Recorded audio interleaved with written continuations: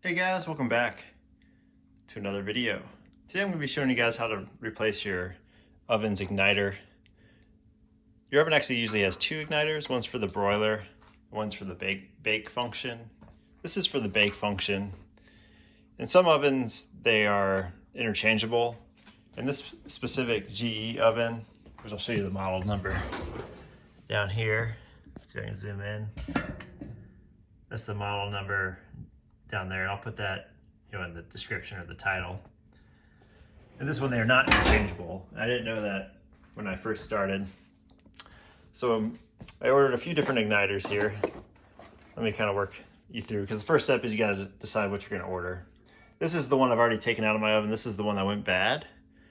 As you can see, the only thing I kind of noticed is it's not as shiny toward the tip or the mid part of it. As you can see, it's really sparkly on the bottom.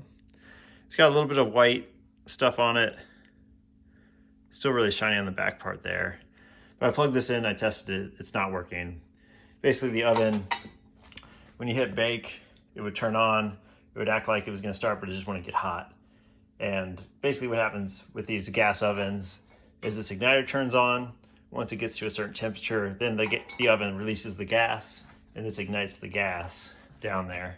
So if it doesn't get hot enough because it's not working, then it doesn't release any gas, hopefully. If it is releasing gas, then that's actually a really dangerous situation. So usually there's a safety mechanism where it doesn't release any gas unless this gets hot. So I originally accidentally ordered, let me show you guys here, a broiler igniter, which goes on the top of this oven. And I'll pull it out for you guys so you can see what it looks like. So this one has a cage on it. I tested it out in the oven and it caused like a delayed ignition. So it would heat up, but it wouldn't ignite the gas until there was too much gas. So it would cause like a big flame in the oven and it would make the oven shake. And you can kind of see where it kind of scorched it there. This one goes on top of the oven, this oven, and it's fairly easy to figure out how to replace that as well. But the broiler igniter, if you accidentally do what I did, don't try to use it as the bake igniter in this oven here.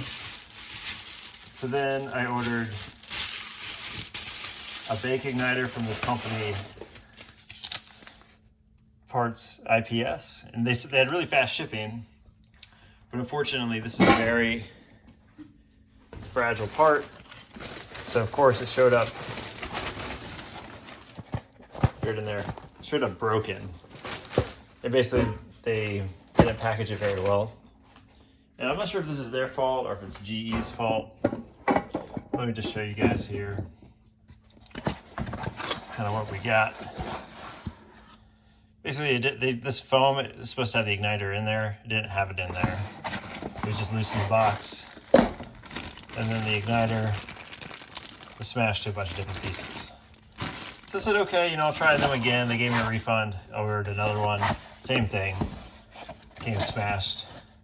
Same day shipping for $11.99, but it came smashed in a bunch of different pieces. So then I said, I'm just gonna try one off of Amazon.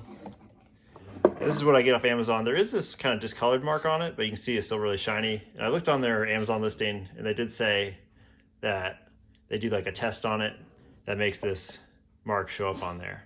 So let me get to showing you guys how to install this. We're just gonna use the Amazon one and hope it lasts long enough.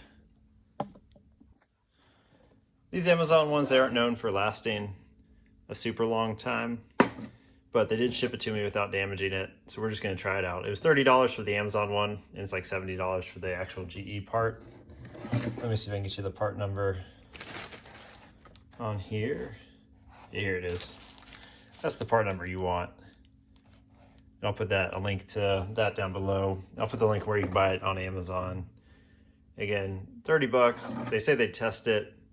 We'll see how long we can get out of it, and I'll keep you guys updated. You can always put a comment down below asking me if it's still working. Today's February 23rd of 2025, so you can check in with me to see if it's still lasting. Hopefully it does last long enough. But again, I already took this one out. This is the OEM one. I tried to clean it and put it back in, did not work.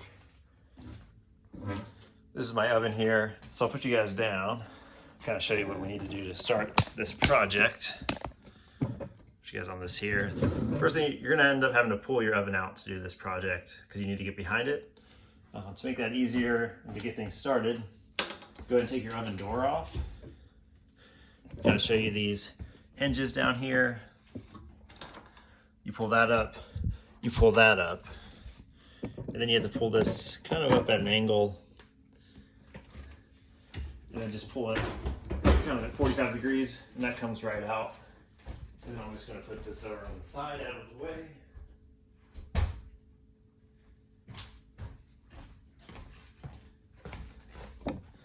I already took out my oven racks. Next thing I'm going to do is take out this drawer down here. So that, because you're going to need to get underneath this drawer as well. You don't 100% have to take out the drawer, but I think it's a little bit easier if you take it out. So this drawer, there's just a little hinge on each side. One goes down on one side, the other one goes up. I think just maybe they installed it backwards, or that might be how it works, but take them both out and the drawer comes right out.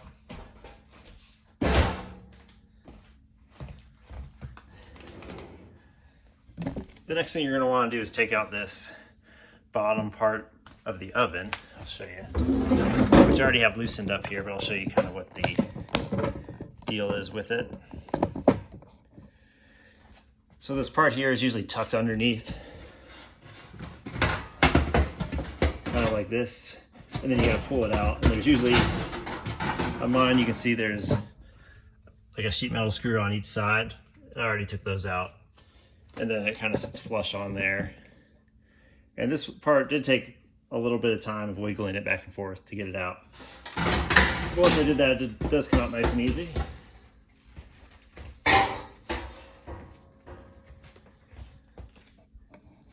So now you can see down here, this is where the gas comes out of this gas bar here. I'll show you where the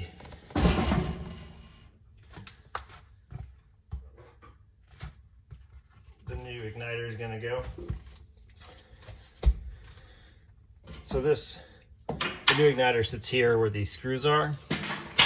So I can kind of the screws don't actually really screw into it. It just kind of sits on there. And then this wire, let me see, I'm gonna take this off real quick. The wire kind of just feeds down here, and it's gonna go, see if I can see it. There's like a little hole back here down there where it's going to go out in the back and attach to the connector. So to do that, put the wire down there. And this is kind of where it's helpful to have the drawer off, because you can just go down here.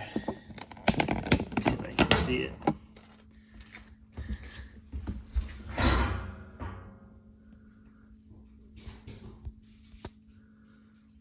The drawer here, and back there you can see where there's a hole where that connector is going, and now I can just stick that connector out the back side of that hole there, and that'll make it much easier to get to when I get behind the oven.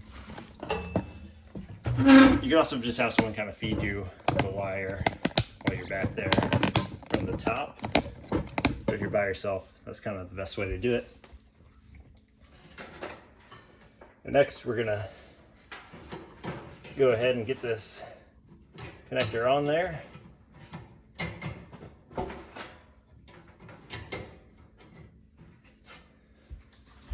So with that on there, you should now be able to pull back the oven. So I can show you guys. Which again, just get your arms underneath it, pull it out.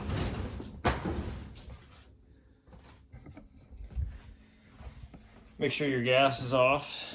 I already took this piece off the back.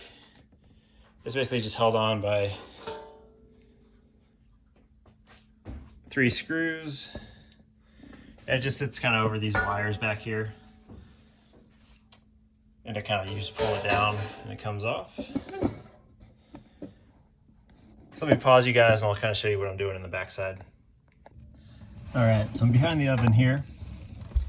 And this is, you can kind of see, I'll show you where the part I took off, but it kind of clips into here and goes down. But down here, let's see, this is where that wire, this is the connector we're trying to get to. And then here's where my other one was, I fed through earlier. You just connect it right there. And then go ahead and pull out the excess wire and kind of sit back here, out of the way. And then while we're at it, we'll just go ahead and put our shield back on.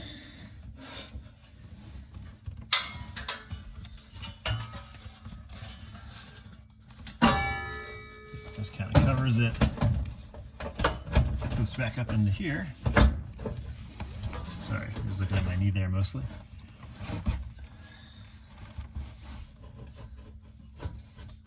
I'll kind of get these screws started. These are 1/4 rules. Oh, I dropped one. There it is. Let's see if I can get a little better edge here. Oop. Have a tough angle here. Keep losing my screws.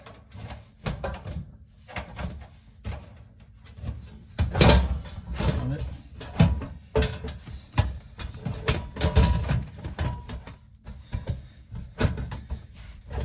The screw kind of goes down here at the bottom. Probably a good one to start with. You can get it in there. Like a magnetic screwdriver might be helpful here. I'll do this one at the top first.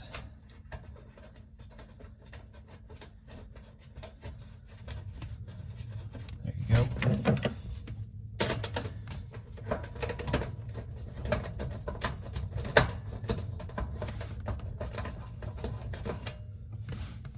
Got one in.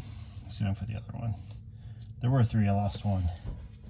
I think 2 is just fine here. Hopefully I won't lose this one.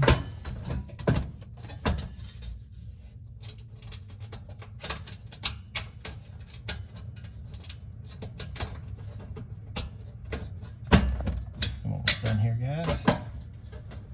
Okay. Let me show you guys the finished product here.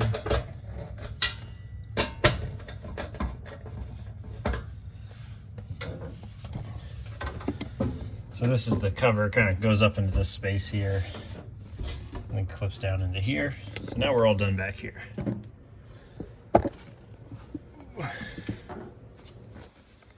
So let me get you guys on pause and we'll check back in. All right guys, before I put the floor back on, I'm gonna show you how to put the door back on. We're ready to test out this igniter, just so I can kind of show you guys how to see if it's working or not. But the door, you just basically keep it the way it was with those tabs up, hinges up, and then you kind of slide it back in. Let's see. And then you just want it to catch, and then you lower it down, and then you put these tabs back down. Now it's locked into place. You can push it back up. So we'll turn our oven light on here. And then we're gonna turn on the bake function, 350, we'll start it. And we're gonna watch this igniter heat up. Hopefully it doesn't send a big fireball out. But you can see that it's turning on there, it's working. In a second, it's gonna heat up enough to let the gas out. And we'll see a flame.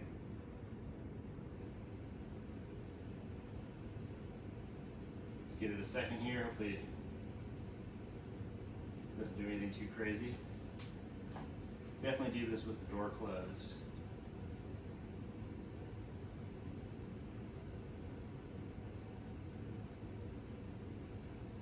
Give it a little more time. It's got to heat it up to release the gas. There it goes.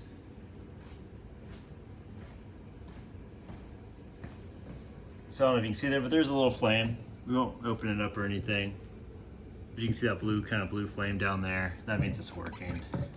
So I'm gonna turn this off. Let it cool down in there. I'll put the floor back on. It is a little tricky getting it on, but again, you gotta slide that part underneath, get it flush to where those 2 screw holes are, and then put the 2 sheet metal screws back in. But I appreciate you guys watching. I hope this was helpful. Put comments down below if you guys found it helpful or if you had any observations or had a hard time getting the part yourself. Make sure to subscribe to the channel if you haven't done that yet. I really appreciate it, really helps me out. And I'll catch y'all next time.